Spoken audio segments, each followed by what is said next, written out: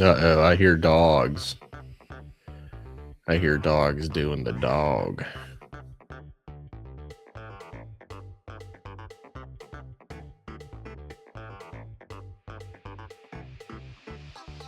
Welcome to Bite into Apple. Welcome back to Bite into Apple, your weekly Apple news, rumors, reactions, and real-world takes when it comes to technology.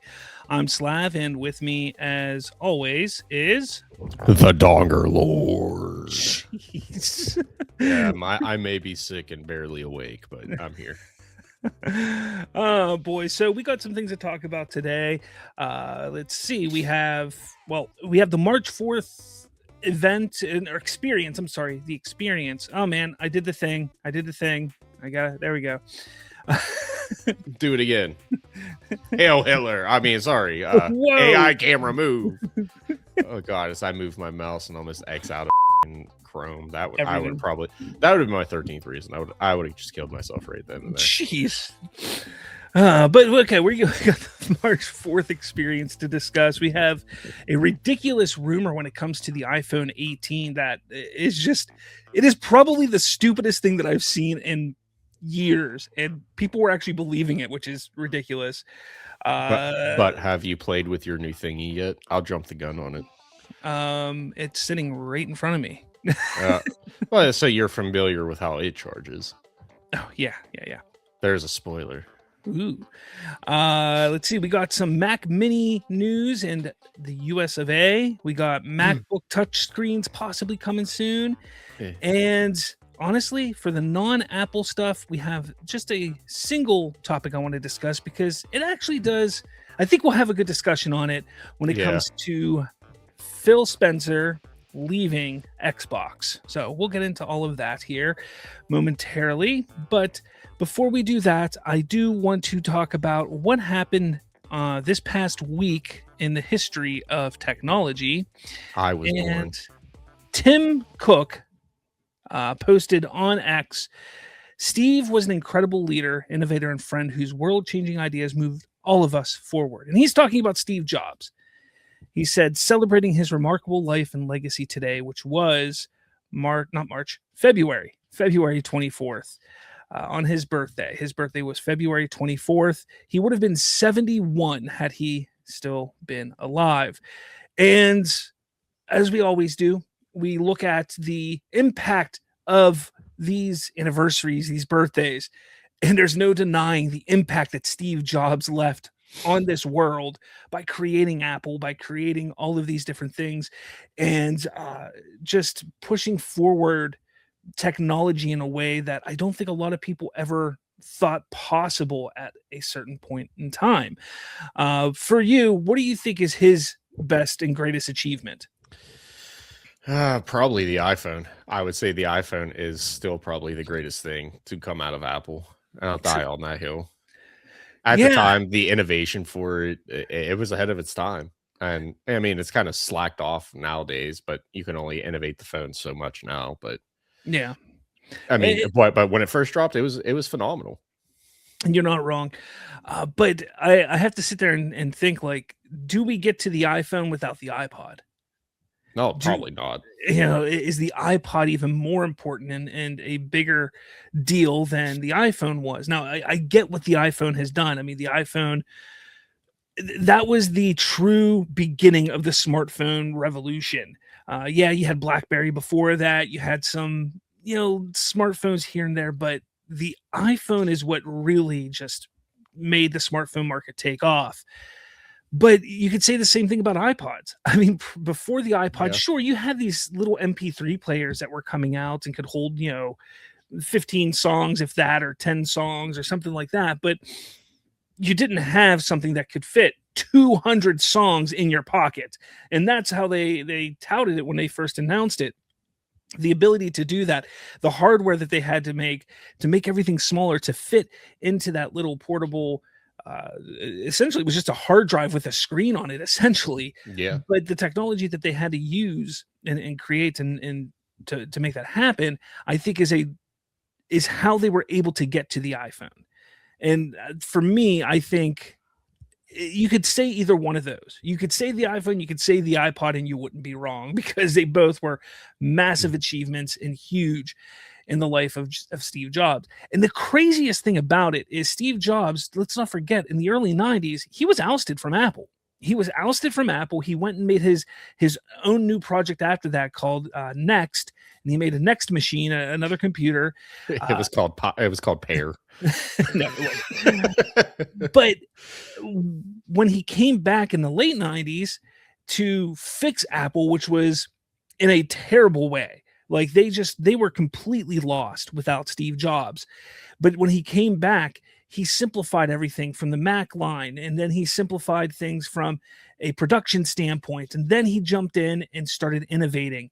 He brought in someone like Johnny Ives, who was so dead set on making everything sleek and smooth and just beautiful looking, and it started to make Apple a company of products that was high end in people's eyes because of the way it looked, because of the way it felt, because of just everything about it. And that's because of Steve Jobs. I mean, it's crazy to think, because I sit here and I remember 15 years ago, 20 years ago, and everything like that. Like, I hated Apple. I hated Apple. Everything that Apple stood for, I was like, it's terrible, it's terrible, it's terrible.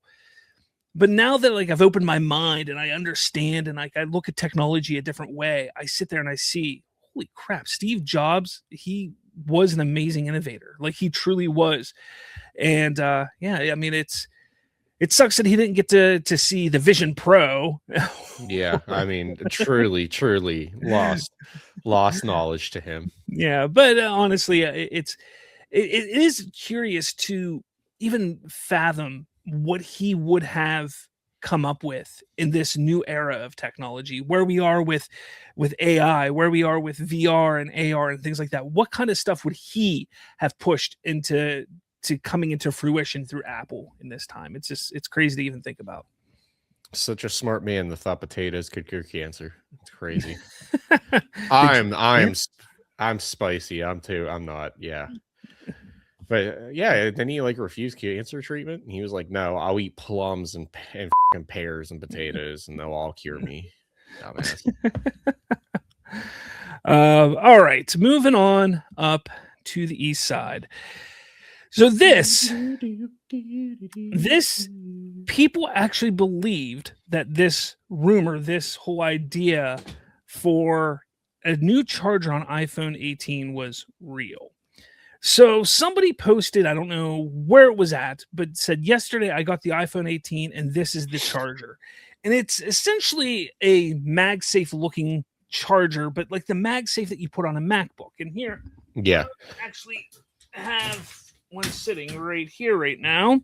Yeah, it's with all the like last year's MacBooks had the same charger. But yeah, I mean, this is kind of what they're trying to say it looks like is what's on a MacBook. And but a little shorter, a little fatter, and that's what would charge your iPhone. And people legitimately thought this was real. And then we started to see fake images pop up of a phone with the charger plugging into it, saying iPhone 18 above it. And legitimately, for 2 or 3 days, people on social media were like, this is stupid. I'm not getting the iPhone. My daughter, like, she's not a tech minded. She's only 11, but she goes, did you see the charger for the new iPhone 18? Isn't it stupid? I'm like, honey, that's not real. Yeah. Don't believe everything you see on the internet. I mean, the first hint is the clearly photoshopped lightning bolt right above the charger port. I mean, come on. But I sit there and wonder. So we just got away from lightning on the iPhone just 2 years ago. Yeah, it was crazy, like just waiting to go outside during a thunderstorm and holding your phone up. And it's like, God, please strike me now. My phone needs charged. But that was due to the EU. I mean, they were the ones that pushed that. Look, all technology needs to utilize the same charger, essentially. So they had to move to USB-C. What makes you think that they would then be allowed to jump to something like this? Like, the EU wouldn't allow it. First of all, that's number one. Number two, my dog's freaking out. I would say your dog even has an opinion on the charger. He's like, but look, it already has MagSafe. Here's my phone. Here's a MagSafe battery pack. And all you need to do is just go like that. And guess what? It's charging. That right there. Why would they add a port to do it? Charging? Like, this is dumb. Like, people don't think logically about things. And yeah, that's because science will say it's faked. Yeah. But yeah, so this was probably the most idiotic thing I've seen in a couple years, especially when it comes to tech and people believing it. It's just a shame. It truly is a shame. I mean, if we were still didn't have MagSafe, I don't think that would be a bad idea. But the existence of MagSafe completely just like that's just a pointless. I mean, I'm not going to say we're probably not going to get there because again, we're reinventing the wheel backwards. Here's the thing. I think what they want to do with the iPhone more than anything else is make less possibilities for water and dust to get inside. So if they were going to just move to MagSafe, they would get rid of the port altogether. Yeah. Like, it would be gone altogether. I completely agree. I think it'd be smarter to have the port on the back regardless. That's why they've been talking about doing those touch sensitive buttons and things like that. So you can seal it up better then. That way it's not going to be affected by dust or rain or water or what have you. But again, people will be people and believe everything on the internet because, well, they're dumb. Yeah, people. Yeah, people. I don't even look at the camera. I look at the screen. It's rough. It's rough over here. Yeah, rough. All right. So the March 4th experience, or the first week of March, because honestly, I think it's going to be a 3-day event or experience where for 3 days in a row, the Monday, Tuesday, Wednesday, we're going to get different things. I think Monday, we're going to get an unveiling of the iPhone 17e. I think Tuesday is going to be things like the iPads and, things like that. And then I think Wednesday will be Macs, and it'll be like a Mac Mini, it'll be MacBooks, and it'll be the new low-cost MacBook. Excuse me. So Apple's upcoming low-cost MacBook will reportedly feature these 8 limitations. And I don't like how they say limitations, but I understand why they're trying to make people understand, look, this isn't your typical normal MacBook. So number 1 is it's going to have brightness under 500 nits. I think most MacBooks now have up to 1,000 nits, maybe 2,000. I think it's just 1,000. It's not going to have True Tone, which I don't know if the MacBook Air has True Tone, but it's all right. It's not going to have a 1 terabyte or 2 terabyte option. It will have slower solid state drive speeds. It will not have fast charging. It will not have a backlit keyboard. No high impedance headphone support. And there will be no N1 chip. Now, the N1 chip is their, I believe is that their mobile chip? I think that's what is the N1 chip? I can't remember what the N1 chip is now. Man. It's better than the N0 chip. Plebe. No, I was right. Yeah, it's their wireless networking chip. It was introduced in the iPhone 17 lineup. So basically, it houses the Wi-Fi, the Bluetooth, and the Thread support within that chip. So that's not going to be in there as well. So I'm sure it'll have weaker Wi-Fi, speeds and things like that. But that is what they're looking at. Now, this is going to be a low-cost MacBook, which, look, I think is a really good idea. If they can get this at $500 to $600, I think it needs to be $500. If it is $500, that is the perfect sweet spot. $499 is where they need to be with this. I think if it's $599, I think that might be a little too high in my opinion. I think $599 is $499 is the sweet spot. But yeah, I mean, it makes sense. They're going to have cool colors, and what they're going to do is they're going to tout some different things like the battery power. These laptops we have now, these MacBook Pros and MacBook Airs that we have now, they're all 20 plus hour battery. I guarantee this thing's probably going to be 25, 26, maybe even higher, because it's going to not have as much. It's not going to have the backlit keyboard. It's not going to have this. It's not going to have that. Things that take up battery power is just not going to be there. So the battery's going to last even longer. So they're going to talk about that. They're going to say this is the longest lasting laptop on the market and things like that. Like, they're going to talk about things that are going to seem enticing and seem great. this is still a MacBook that I think I would like to have at some point. If this is what we're looking at, again, just for the ease of just taking it on a on a trip or somewhere for a day, that type of thing. But I don't know. What do you think about all this? This strikes me as we're making it cheap enough that schools will sign a contract so we can give it out to middle schoolers. There it is, buddy. Yep, that's what that strikes me as. And unfortunately, I mean, you're going to get maybe the high schools and middle schools in California, New York that do it, but your rural country area, like they're not. They're going to keep it there. Nowhere around us. No, and they're going to keep their $150 Chromebooks that they give to kids. Like it's nothing. But I mean, but that would be enough for it to make its money back. Just not rural, but city schools. Yeah, that'd be enough to rationalize. But you bring up a good point here, because think of it this way. Apple has that education pricing. So if it does come out at $499, education then gets $100 off. That would be $399 for a MacBook. Yeah, that would be insane. Absolutely insane. Then multiply that by, I don't know, like 5,000. You probably made 3 schools just made the whole production value worth of the MacBook itself. No, exactly. So I think this is a great idea. Like I said, I'm hoping it's going to hit that $499 mark. I have a feeling it's going to be $599, which is unfortunate, but yeah, I think if they can get that $499, it's great. And here's the thing. At $499, or $599, we'll probably see it at like $379 on Black Friday. Oh yeah, that's enough for you to rationalize it at that. Oh, 100%. Like you're looking at less than $400 for a MacBook, a secondary MacBook. Like why the heck not? Like why not grab it up? So yeah, it's not a bad idea. Especially when you don't want your kids touching your nice, $2,000 laptop. You just get something like that for them to play with. And you can get a really cool green. Yeah, man. Oh, dude, if they have a green and I'm getting a green. Heartbeat, I'd get the green. Or like the yellow with the XR. I can have the banana phone and I can have the banana laptop. But that leads me into the MacBook Pro, but not this year's. We're going to talk about next year's MacBook Pro. Next year's MacBook Pro, and I'm saying next year, but again, we talked about this. They're saying that it's going to be at the end of 2026 that this comes out. And they're saying Apple is reportedly testing a touchscreen MacBook Pro with a dynamic island style user interface. According to Mark Bloomberg, OLED touch display, 14 and 16 inch, dynamic island replacing the notch, new touch optimization macOS interface, and it's targeted for a late 2026 launch.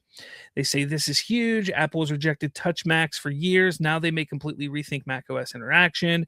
Touch plus macOS plus dynamic island equals Apple's biggest MacBook redesign in a decade, if true. I don't think it's their biggest redesign in a decade, because they just redesigned the aesthetic of it in 2021, I think. But whatever, that's fine. So what do you think about this? I hate touchscreens on laptops. Just buy an iPad at that point. Exactly. And that's why Apple's been so against it for so long, is because it's like, if you want touchscreen, use an iPad. If you want a MacBook, if you want a laptop, if you want a computer, you don't like. I have never utilized a touchscreen laptop where it was important or useful to have a touchscreen. Yeah. Ever. It's pointless. It's dumb. It is truly dumb. I feel like that ship sailed in like 2018, 2019. Everybody's like, all right, you want touchscreen, you get tablet / iPad. Yeah. Yeah, and everybody kind of abandoned the idea already. I had back in 2014, I think it was. I got an Asus Transformer, which was a tablet laptop type of thing, Was it an Autobot or a Decepticon? But I did that, and then I had my Microsoft Surface, but that was a tablet. That was basically an iPad that I bought. That, or I think it came with a keyboard for it. It wasn't actually a laptop. So that's the thing. I mean, you sit there and you take a look. It's like, what good is this? I like the dynamic island. Look, the thing about the dynamic island is it was an ingenious design aspect for the iPhone when they came out with it a couple years ago. They had to hide some of the hardware aspects of the phone. So they came up with a software fix around it, and people loved it. And it was loved so much that other companies have now copied the dynamic island, such as Samsung, such as Huawei, such as all these other ones. So when you sit there and think like, hey, putting it on a MacBook makes a lot of sense. I still don't know why they haven't put it on the iPads yet. Maybe that's coming in a year or two. But I think it makes sense because the dynamic island is just so intuitive and it's great. It gives you the updates on things. I love it. I think that's a great idea. The touchscreen just makes no sense to me. It makes zero sense. I think the touchscreen is going to go the way of the the touch bar at the top of the MacBooks that came out years ago. And it just, they had it around for about 4 or 5 years, and people were like, oh, I like it. Some people liked it, some people didn't. They hated that the F keys were gone. They hated this. They liked this. I think the same thing's going to happen with the touchscreen. It's going to be, you're going to put a touchscreen on here. I think it's going to harm the clarity, the clearness, the brightness, and everything like that is your laptop. And eventually people are just going to be like, I want my old screen back. I want my screen to look good. I don't care about touching it. I don't want to smudge up my screen. I don't want to do this. Like, that's, I think, what's going to happen. And I say by 2032, even if it's that long, maybe 2030, 2031, I think the touchscreen MacBooks will be gone because nobody's going to care about them at that point because they're just dumb. It's a terrible idea. Terrible. Yeah. I mean, at least with the touch bar on the iPad or on the iPads, on the MacBooks, they could at least hack it or emulate it to play Doom. I mean, at this point, you're just downloading Doom. Well, see, my oldest son, he has a MacBook Pro, and his actually has the touch bar on it. So I actually played with it when he first got it, and I was like, hey, this is pretty cool. I kind of like this. This is neat. But I sit there and I understand why it's kind of pointless. Like, just give me my F keys, my function keys, and I'm happy. So yeah, I mean, it's just overcomplicating something that doesn't need overcomplicated. Exactly. We're just zooming right along here. All right. So Mark Bloomberg. I'm so glad that's a running joke that's stuck. He has decided to give us some information on some big movement that Apple is doing. Apple is going to rule out Made in America Mac Mini as part of Trump spend push. So we know when Trump first got into office, Tim Cook was very active in helping and not helping, but working with Donald Trump on different things, the tariffs that were going on, everything like that. But the one big thing that Donald Trump was really pushing is he wants Made in America. He wants production of things to stop being outsourced to other countries. He wants to bring jobs to America. He wants things to be built and made in America. The thing is Apple makes 99% of its products abroad. I mean, let's face it, their chips are made abroad. The bodies are made abroad. Everything's put together abroad. So when Trump was saying that, Tim Cook and Apple, they've been working on getting some plants built and put up in America for them to be able to start making and creating iPhones and MacBooks and things like that on American soil. Now, one thing that they do make in America already are the Mac Pros, the big old Mac Pros, the $30,000 computers that you can get from one blood sacrifice, one limb, and your firstborn for that, please. Yes. But that is something that they do actually manufacture in America. They are now moving Mac Minis to being manufactured in America. And it's going to be done in Texas.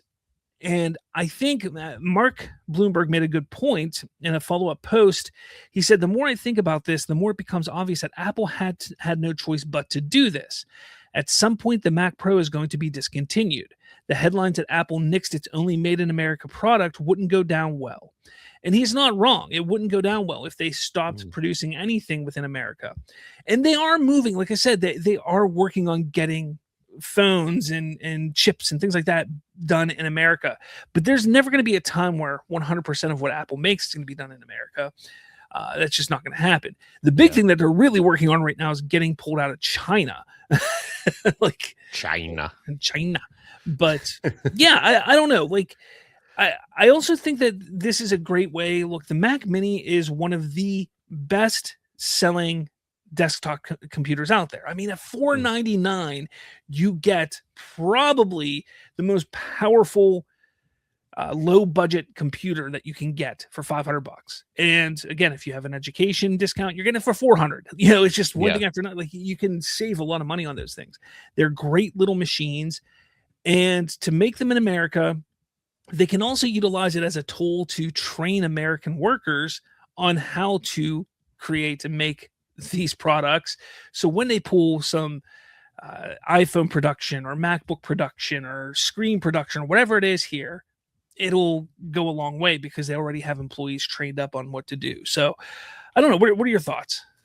I don't think it's a bad idea. It should cut pricing down a lot on it.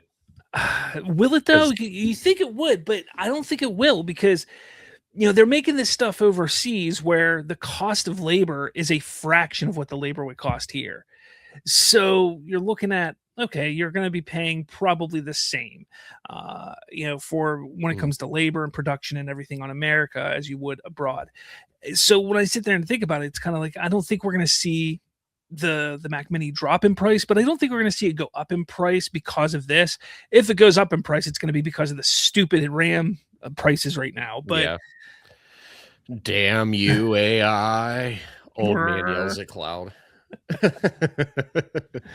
I mean, I don't think it's a bad idea. Bringing more jobs to America is always a good thing. Boosting the economy is always a good thing. Yeah, always. I mean, especially when, not even when, if the no, wait, what? It's not an if, it's a when the AI bubble eventually does pop. Yeah. A lot of our economy's propped up on that at the moment. So, yeah. Not a bad idea to start kind of investing in ourselves. All right. Well, let's move on to our next segment, which is called 5 Bites, where we ask 5 questions. Oh, wait. Hold on. No, you can keep talking. I have an idea for something. Oh, okay. But where we ask 5 questions to one of us. So 1 week I'll ask the questions, 1 week Colton asks the questions, so on and so forth.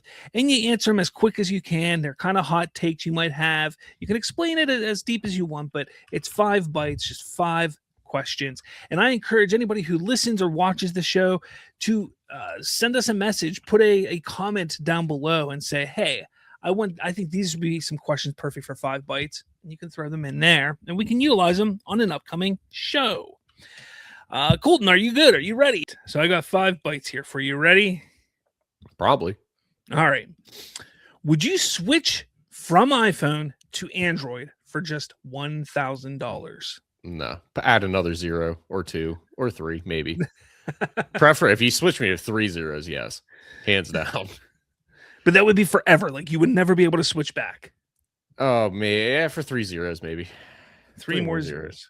Do you use focus modes on your iPhone? Yeah, actually, yeah, I could say that. The sleep focus has helped me tremendously. Yeah, I love focus modes, and I had like 4 focus modes for the day, because I had my work, I had my day, like when I get home from work, I have my evening, and then I had my sleep. And then I had a focus mode for the weekends, or I have a focus mode for the weekends. And I love it. I love focus modes. They're great. I love what they can do. And I also love how you can like change everything about your phone. You can literally change your home screens. You can change the picture, your wallpapers. You can change your ringtones. Everything can basically be changed to what time of day it is for that focus. And I love it so much. I love focus modes. It's great update. If Apple made a gaming console, you buying? Oh yeah, I'm buying the Steam one. I'm stupid. I thought this was fitting for our next topic after this, but I don't know, like the Apple TV 4K or whatever it's called, has Apple Arcade on it. You can connect up an Xbox or a PlayStation controller to it, and you can play games on there. It's basically a gaming console because you get those arcade. Now, they're not top tier games, but hey, you can still play some pretty good games on there. So, yeah, I mean, I would sit there and say if they made a gaming console, I'd be interested to see what they're doing, but they'd really have to push some AAA games for sure. Oh, yeah. Well, that's what the Switch did. Well, with the Switch too. I mean, I know this is 5 bytes, but Switch, if you take away Mario and Zelda, what does it have? So that's why the Switch 2 brought it. Well, Switch brought in third-party games. About time. Yeah. Yeah. Took them long enough. Now, are you an early adopter, or do you like to wait for reviews on anything? It depends. If it's a movie I really want to watch, no. If it's a game that I'm like, I'll use Grand Theft Auto 6 for an example. I'm not going to look at reviews. It's going to get pre-ordered the moment I can. Yeah, you're going to spend $140 on a video game. That's I'm stupid. We know look, this. I'm buying it too. So I'm stupid. I fully plan on taking that weekend off of work. I'm stupid. I don't care. I still want the Vision or the Apple Vision Pro or whatever the hell it's called. Yeah, Apple Vision Pro. Yeah. Oh, geez. Even after hearing the reviews, you still I'm stupid. I don't know what to tell you. There's no other better excuse for me. I'm stupid. How about this? Do you utilize your always on display, or do you turn that off for better battery life? I think I leave it on. I really don't remember. And I think that's what was really hurting my my Apple Watch. But I actually, you know what? I don't know if I have mine on, to be honest. I don't feel like I've ever turned it off. I may have turned it off. I really don't remember. I know my watch is on. I do know that. I did a thing. Hey, welcome to the party. Well, you saw mine in person. Yeah, With and the scuff that happened 6 hours after. And to me, I was just like, "Yep, I'm getting it. I'm done. I'm not waiting anymore." Yeah, no, it's not. It's nice. It's real is. nice. I mean, I went from what was it, 43 millimeter to a 49. I think that's why I keep hitting it off of everything. But it's definitely heavier than I thought it was. Like it really is. It's definitely heavier. But yeah, I like it a lot. I like it. Well, I mean, I went from a Series 3 to a Ultra 3, so yeah, mine's a complete culture shock. All right, well, that was your 5 bites, buddy. Yay, Waka Waka. Oh wait, hold on. I wonder if it's done generating. Oh boy. Oh geez. Okay, hold on. I have it muted. You can share screen. I have it muted. I can't hear anything. I don't know if that would work. I may have to play with that a little bit. Okay. I can share screen. I don't know if we want to see what my tabs are. It's not porn or anything, but what do you share? Is it the plus? It's hentai. Okay, there we go. Yes, don't show me these tips off. Yeah, there we go. Let me unmute it. Can you see it? Yeah, let me do this and this. Add to stage. Oh, remove. Add to stage. There we go.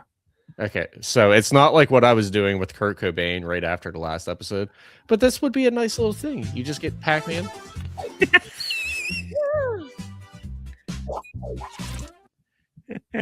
And that's what I was doing. Oh boy. I was like, oh wait, good that we have AI. We can make a segment little opener thing. Yeah, I guess we'll have to do that. Oh boy. That needs tweaking, but that was just me hurry up and writing down the prompt. Well, you have until tomorrow, man. If you want to tweak and play with it and make something good. I mean, I can send you over the Kurt Cobain one. That would be hilarious. I don't think that's gonna work for 5 bites though. No, I don't. It could be the outro because everybody's so upset that we left. Jeez. All right, let's move on to our final topic of the day, which is random tech related stuff. So Phil Spencer leaving Xbox as Microsoft AI boss takes over and promises no soulless AI slop. Sorry, I probably just woke up everybody in my house. So I want to talk about something here. I want to talk about something here. Microsoft Gaming CEO Phil Spencer is retiring from the company. He actually retired this past Monday. And Xbox President Sarah Bond is leaving in a massive shakeup for the gaming giant. Phil Spencer had been with Microsoft since 1988, starting as an intern and rising through the ranks to become the overall head of gaming within Microsoft. Shortly after it was made public, Spencer himself announced via a post on Twitter saying, "It's rare in life to know when a chapter is closing, but after 38 years at Microsoft, that moment has arrived for me. I've made the decision to retire and begin the next chapter of my life." Okay. So I want to talk to you about this because you're a big gamer. I know this. Yeah. I play games and I'm fat. I am a very big gamer. I also am a large gamer, and I've been playing Xbox since the original Xbox came out in 2000. Actually, I got mine in 2002. I know I suck, but I've been playing since the original Xbox. I've been an Xbox guy. Got the Xbox 360 on the day it released. I got the Xbox One a few months after it released, and I got the Xbox Series. I got both of them. I have the S and the X. So, I mean, I sit there and I take a look at everything and I say, okay, Xbox has been in a very interesting predicament for the last number of years now.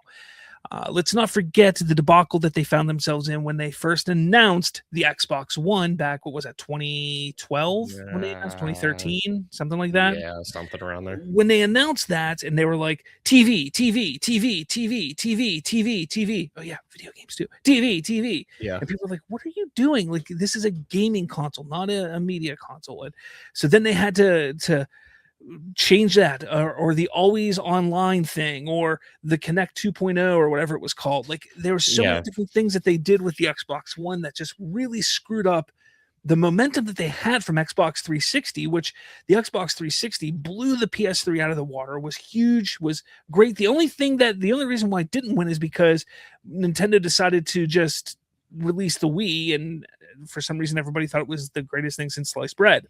And like 12 consoles in that same lifetime. But, we'll ignore that. But they had trouble with the Xbox One. By the time the Xbox One kind of died down and we were transitioning away from the Xbox One, they seemed to have gotten a lot of momentum back and they were moving in the right direction again. But then in came the Xbox Series. And when you sit there and think about it, the Series naming convention was stupid. Absolutely stupid. And that was a Phil Spencer thing. Phil Spencer he came in and was the head of Microsoft Gaming, head of Xbox back during the Xbox One. He took over the Xbox One and really helped kind of level that all off and right that ship. But when it came to the Xbox Series, X and S and all that crap, that was a terrible naming convention. We're just missing the Series E. Not to mention that it kind of confused people because you had the Xbox One X and the Xbox One S, and then all of a sudden it was the Xbox Series X and the Xbox Series S. It was just kind of like, why would you do that? Not to mention the first party games. Where have they been? Where have the first party games for Microsoft and Xbox been? There haven't been many. Halo Infinite was a complete disaster upon release. And saying that is terrible. I love Halo. Halo is my favorite video game franchise of all time. But Halo Infinite was terrible when it came out. But then you sit there and you look and like, where were these other AAA, these first party games that they should have on Xbox? They then started to focus so heavily on Game Pass. And look, Xbox Live, when Xbox Live launched in 2004, Xbox Live was phenomenal. Look, people were playing online gaming on computers for years prior to that. You had your Sega TV, you had your PlayStation networks, but nothing was as intuitive as Xbox Live was for console gaming. That was incredible. They built on it with the Xbox 360. It was phenomenal, and they just kept building on it. And I understand the whole idea of wanting to go this subscription model to basically get video games and things like that. The Game Pass was at first an amazing deal. But now where it's like $27, $28, I don't even remember what it is. It's 31 or 32. Is it that what it is now? Like, I don't even remember because I got rid of it because it's just way too much money. And the reason why they had to do that is because they went and started acquiring all these studios for Xbox, but they weren't acquiring the studios for Xbox. They were acquiring them for Game Pass. They were trying to, essentially, it seemed like they were trying to make their own stream, like Steam service, and I don't understand it. So this is what Phil Spencer's legacy is going to look like. Not him riding the ship of the Xbox One, but him pushing Xbox and basically making it irrelevant today, in my opinion. Yeah. For how many years have we been sitting there saying, oh, this is the last console for Xbox? Yeah, it really started with the one, like, that launch was god awful. I mean, absolutely god awful. And Yeah. then, you didn't have any really well, like you said, Well, the AAA Xbox the first Xbox title. One had a lot of good first party games, and not just first party, but there were some good AAA games on there as well. Yeah. Dead Rising was on there. You had that like Roman Empire one. I can't remember what Oh, that was Rise called. is still one of my Rise. favorite Yeah, games. like there were a lot of good games that came out at launch for the Xbox One, but the way they marketed the Xbox Yeah. One was not for gaming, and that was just stupid and idiotic. You then get to the Xbox Series though, and now you have a great powerful system, but no games. Yeah. Literally no Well, games. see, I will argue with you, but I know you probably didn't play it. I'm pretty sure Sunset Overdrive only launched on the Oh. Xbox. Yeah, that was the original Xbox, wasn't it? Yeah. No, they 360? remade. No, it's out on the Series X. They must have remade it. I didn't know there was original. I might be wrong. Hold on. I know the game Sunset Overdrive. 2014. Is that what it was? It's that really? No, it was 2018. No, Sunset Overdrive is a 2014 action adventure video game developed by Insomniac. The game is set in 2027 in a fictional metropolis. It is 2014. I'm thinking of the series one. That was a phenomenal game, regardless. Really? For some reason, like I was thinking that was an older game than that, but whatever. Yeah, no, it's 2014. I was thinking of the not the series. It was a fun game. It was fucking great. I still play it. But see now this just is going to blanket all of gaming. We are getting nothing but remakes of remakes of remakes. Like The Last of Us is on 6th remake. I'm playing Red Dead 1 again. It's been remade and remastered. Like, we are out of ideas, or like the fall of the Assassin's Creed series, where Assassin's Creed was a good series when it first came out. Yeah. 2 is great, Brotherhood's great, Revelations is great, Bob just disappeared. 3 was okay, it wasn't my cup of tea. And then everything after 4 kind of just slid down, and no one knows how to make a game anymore because we're too worried about subscriptions and, oh wait, you got to pay $20 for the battle pass and shit like that. No one's focused on making a game. We're focused on making money. American entertainment as a whole. But I've openly said it. The Series X and the Series S, in my opinion, were going to be the last quote unquote Xboxes. I thought we were just going to jump to portable PCs at that point. Because I mean, the Series, I have it over here for my the tech thing. I can't remember the segment name. What's on your desk? Yeah, I think that's what it is. Yeah, I look real Asian from this angle, but I've said the Series X is basically just a PC at this point, and I feel like Microsoft was going to make that leap. I didn't think Xbox was going to be Xbox anymore. Interesting. Whoa. No, whoa. But no, gaming as a whole has really just gone downhill because we don't have original ideas anymore. No, you're not wrong. I mean, you're really not. And the amount of time that it's been taking them to make video games. I mean, look at Grand Theft Auto, for God's sake. I mean, how long has it been taking for them to do that? Yeah, and GTA 6 has been in production for 13 years. Yeah, I mean, it's just one thing after another. These games take so long to make. Let's not forget about Cyberpunk and that release and that debacle right there. Oh my God. Or No Man's Sky. Remember the No Man's Sky? Yeah. Release? Now it is, 2 years later after updates, it's the game that it was promised at release, but it took 2 years to get to that point. Same thing happened with Halo. Halo took that long to get, and to bring it back to Microsoft, are we going to sit here and blame this all on Phil Spencer, what happened to Microsoft? I think when it comes to Microsoft, yes, but gaming as a whole, I don't think you can blame him for everything.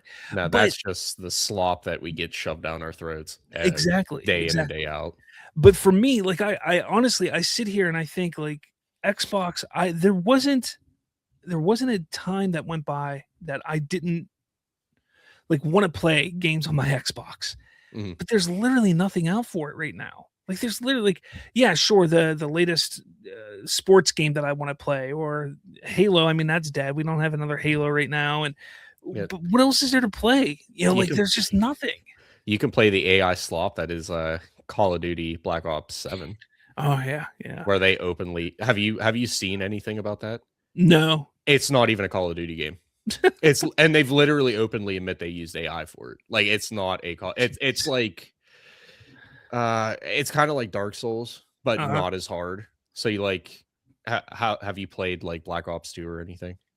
Not recently, but the old. But so you know, like I'll use this level, like the character Menendez from Black Ops 2. Yeah. So he's back somehow. I don't know. I haven't played Black Ops 7. You shoot him until he becomes invincible, and then you get this machete power up, and you throw a giant machete from the sky to do damage to him. No shit, that is one level. And it's really sad because Black Ops 6 really felt like it was reinventing the storyline or the story for Call of Duty, and then they do that, and it's like, well, thanks for the 7 people that still play the story for Call of Duty. Yeah. All right. Well, I don't know. I look, I know that they're getting a new person in there who worked on AI, who has with Microsoft. They have Xbox Game Studio, Matt Booty. They have no gaming experience. This person going in there, I don't think this bodes well for Microsoft and Xbox moving forward. I honestly think, and I've been saying this for quite some time, that I really think that the console, the Xbox console, is going to go away.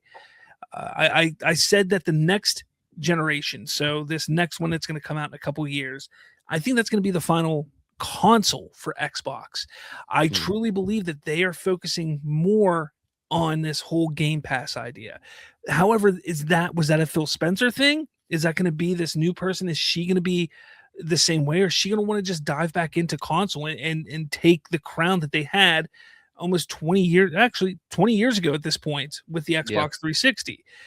Not Microsoft, Sony isn't doing much better with their console. The PS5 has been out now for the same amount of time, and there's still nothing on that to play, essentially. I mean, there's some games, but I will always say, and I don't care how much grief I get, I have all 3 consoles.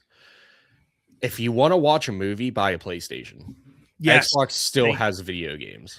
Thank you. Like, people don't get that. Like, I'm sorry. Like, I complain about Last of Us all the time, and they're like, "Oh, Last of Us is an amazing game." I'm like, it's not a game. Yeah, just because you sit there and watch a cutscene for 15 minutes and then you play for 5 and watch another 30-minute cutscene, that's not a video game. Like, sure, it has a great story. Good for it. I wish I could have played it. Like, oh, it's what was that game that came out with Norman Reedus as the character? Death Stranding. Yeah, that is literally a movie. You're just walking across the field. That is the gameplay of the game. But that's the laziness of game developers right now. I mean, what happened to, remember, like not the original, but the Metal Gear Solid on PlayStation? Like, that game had cutscenes, but it also had a lot of fun gameplay to it. Yeah. Now they're like, oh, you have to watch a 2-hour. No joke. I'm pretty sure the first cutscene for the newest Metal Gear is like an hour and a half long for the opening cutscene. It's just insane. And I'm like, I'll just go to the movies. I'm fine, really. And that's why I don't play PlayStation all that often. Yeah. I mean, if there's a game on there, like I play Resident Evil on there, and I play like the horror Silent Hill, those games, and they're not terrible. Those ones can get away with being kind of a movie because you got to have a jump scare. And you got to tell a story because other than that, you're just killing zombies and roaming around. But like The Last of Us, it tells a compelling story, but make it like the TV show came 10 years too late. Yeah, make it a TV show and then base the game off of it. It would have done better. Yeah, probably. Or even a movie and then the video game. That would have done better. I'm gonna be a dad. I'm sorry that me and Nicole were just talking about that because I still have yet to watch it, and I was like, well, I'll get to it. I'm going out for surgery in like a month, so whatever. I'll catch up on stuff then because I still need to watch. I think the last season of Mandalorian. Now I'm getting sidetracked because Mandalorian and Grogu come out in May. Yeah. Woo. Yeah. Well, that's a whole different thing. We're milking that series for what it's worth. Yeah. It was fun while it lasted. Yeah. So, but I mean, that just speaks for the overall entertainment industry in America. Like we're just so lazy and just milking everything dry. Like that's why movies suck. Nicole wants to go to the movies, and Iron Lung's the only thing out that I would care to see because everything else is like Bollywood or a remake of a remake of a remake, or hey, we just reskinned Scream into this and changed the title. Yeah. Oh, I know. I know, man. I Yeah, know. it's like, I Movies, don't movies are rough. yeah, like, Creativity is not there anymore. yeah, and that's just Western entertainment right now is we're just in a slump. Someone needs to make something really good. I'm hoping, unironically, Markiplier saves entertainment, at least from the movie standpoint. Well, he showed you can make a good movie on a $3 million budget as long as you have someone behind the wheel that's passionate about what they're doing. Yeah.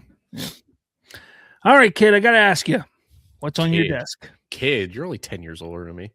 So I have yet to hook this up because I've recently bought it, but I have the Series S. So mine is the Series X. Okay. I'll hold it forward. As you know, I'm a huge gamer, and my Series S I've had since launch. God bless Nicole for tracking that down in the COVID times. Ooh. But I mean, like I've made it a personal point. I'm 100%ing all of the GTAs and Red Deads. At least, well, if I don't 100%, I'm at least getting multiplayer achievements before GTA 6 comes out. So that Xbox has been running almost nonstop. Especially the past like month where I've actually found people. Shout out to Unit and Xbox Ewok, and I think Dockman Star for playing Red Dead with me for the past 2 or 3 weeks. Oh, that's sweet. I've made some friends. It's cool. Yeah. And I've heard a British guy say the N-word, and I don't know if he was black or not. So is he allowed to do that? I don't know. They all have British accents. I can't tell. That probably was racist. Staying in. I don't care. But with the British, I hate the one. I'm going off on a tangent. I hate the British accent. It's so unattractive. Like, blimey, mate. No, shut the fuck up. We threw your tea in the harbor. We kicked your ass in 1774, 75. Blimey. We'll do it again. I don't care. It's so unattractive. People that find the British accent attractive, I'm sorry. You're autistic. Go get tested. But anyway, so you know how we have different dialects over here. I don't know. I just don't know. We do, yeah. Yeah, so I don't know. Is he can he? I don't know. I didn't say anything. I thought it was funny. He was raging. I don't know. Oh boy. Okay. Well, moving on to 45-second tangent. What's on my desk? What's on your desk, Bob?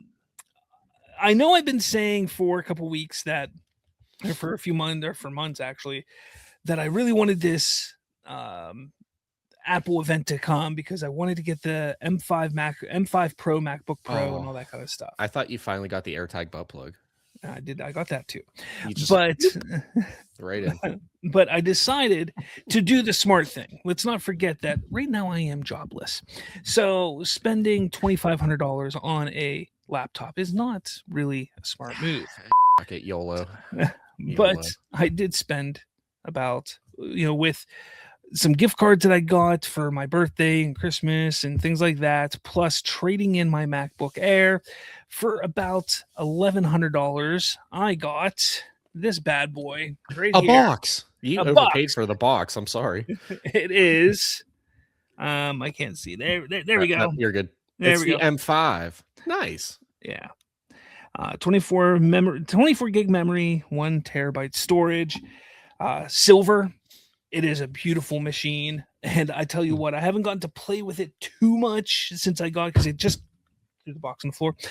Since I just got it today, it literally got delivered today. Then I had to run out of the house and go do some things with the kids. But I got to play with it a little bit.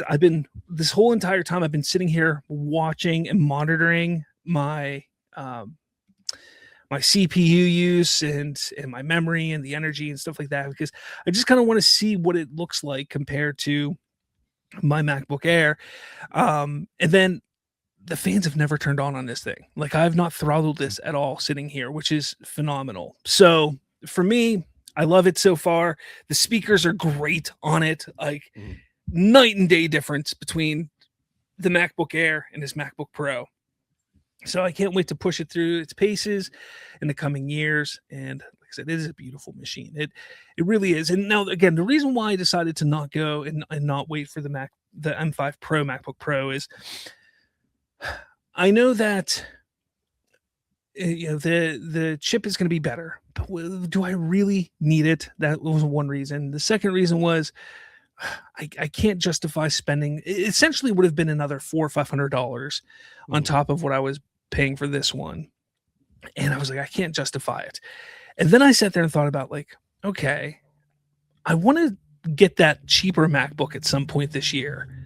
So, why don't I just put some money aside, keep putting money aside, I'll get that and get the M5 MacBook Pro instead. So yeah, I mean, this thing is light years. I mean, my MacBook Air was an M2, so we're already talking a few generations newer, and this thing should last. This machine should easily last 6 to 8 years easily. Oh yeah, easily. So yeah, especially you're not going to beat the shit out of it either. No, well, not intentionally anyway, not on purpose. Yeah. But yeah, that's what I did. I got that. I also decided to, well, do some fun stuff, I guess. I don't know. This is where we announce it. Bob has made an OnlyFans. Give me all your monies. It's Roberto, but the O's are the parentheses with a dot. So it's like R boob, ert, and then a boob. He just plays video games with nipple tassels on and a G-string. Yes, that's all I do. Just sit there. Yeah. That's why I had to get that new AI camera to watch me as I move around. Yeah, and so whenever you donate, he live streams a lot. Whenever you donate $15, he gets up and titty twists. So that way you watch the tassels. Yeah, you watch the tassels go. And if they go fast enough, you'll see your donation number in it. So subscribe over to R titty. Somebody's gonna go look for that and find some random person. And God, you know what, Roberto, if you're out there, or R titty, titty. I just want $2 kickback. That's all I want. $2. We send them your way. Give us $2. Yeah, just give us $2. So split it down the middle. Well, no, hold on. 3. Give us 3 so that way after taxes we can split it down the middle. All right. The last question I want to ask you before we close up shop is there anything that you would like to see Apple release this year that would maybe entice you to actually buy it? Honestly, I would say, I mean, I know it's getting announced, but maybe like a MacBook, an iPad that, like a mini, like a newer mini, because I'm throwing it up in the air to get a mini, or I have the big ass nice the big ass iPad. I want something smaller just to travel with, because like I'm actually doing traveling this year, eventually going to Warped Tour this year in DC. Oh, there you go. Oh, yeah. And then our beach trip that we take every year. But I mean, it's not like the iPad. It's super thin, but it's just so big. You have to dedicate some kind of space to it. I can't just throw it in a book bag and go. Yeah. So maybe something like that, something smaller, which I'm sure probably will get announced. Yeah. I don't know if it's going to be announced next week, but a new iPad Mini, like I was doing.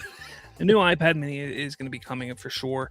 I think that ideally, the biggest thing for it is just going to be a new chip, maybe a better screen on it, maybe. But yeah, I don't think they're going to do too much. And honestly, I don't think you even need to wait. Like if you do wait, like if they announce a new one, the old ones are probably going to drop down in price. So get the last generation. Because that's what I have. I have the generation that's right now, and it does everything I need. I mean, it's perfectly fine.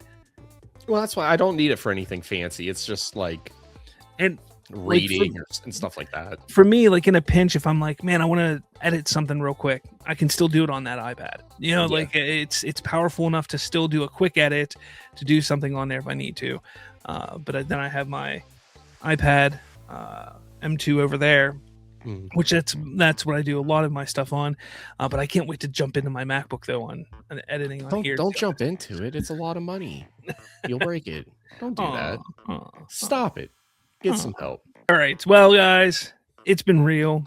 It's been fun. and it's been real fun. But yeah, this was a good show today. Thank you for joining. Thank you for watching. Make sure you hit that like button, hit subscribe, follow us on all of your podcatching apps, and give us a 5-star review. Go on there, give us a 5-star review. Give us some questions to ask for 5 Bytes. Tell us what you're looking forward to seeing when it comes to Apple announcements, whether it's next week or in the coming weeks and months. So let us know in the comments or in the review. Yeah. You're laughing. I don't like it. I'm gonna send you something. It's a PNG too. Oh, you can use it for anything. Bye. Yay. Do that for you.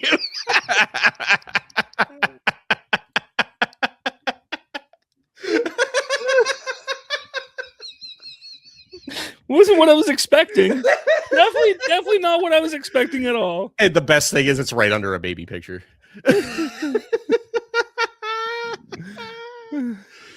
Oh man. I don't know what's wrong with me. It's